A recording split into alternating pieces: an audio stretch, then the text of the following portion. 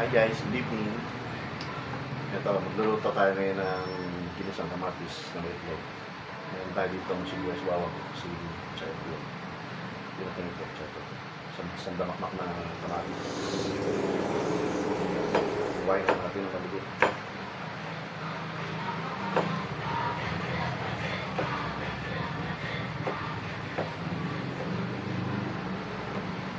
Alam niyo ba guys na napakasustansya nitong kamatis na ito.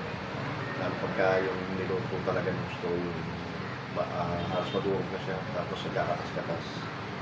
Yun, lumalabas din yung lycopene ng kamatis na ito. Lycopene. Pagka naluto ng gusto.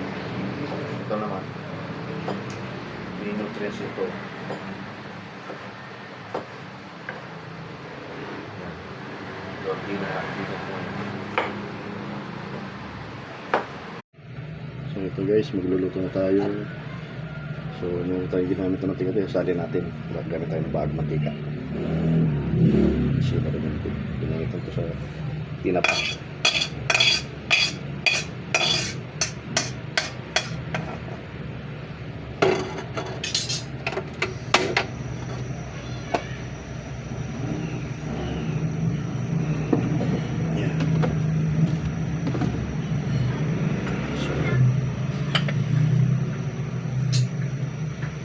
Gamit tayo ng bagong mantika.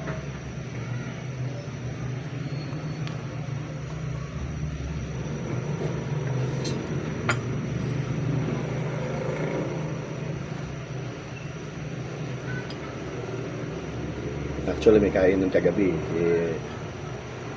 puro mga heavy food yung nakain natin, so bawas-bawas tayo na tayo ng mga pan. So guys, naluto na natin yung ating ginisang itlog.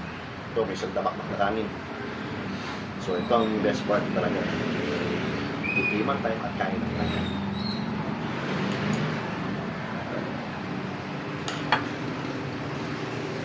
Subukan mo rin. Try nyo mag-isa ng ganito.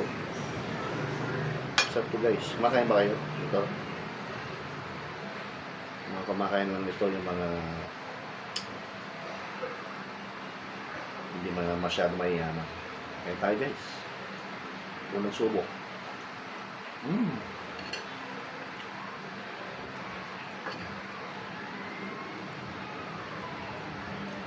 Sa akin sili. Ito may sili oh. Sarap to eh. So may sipa.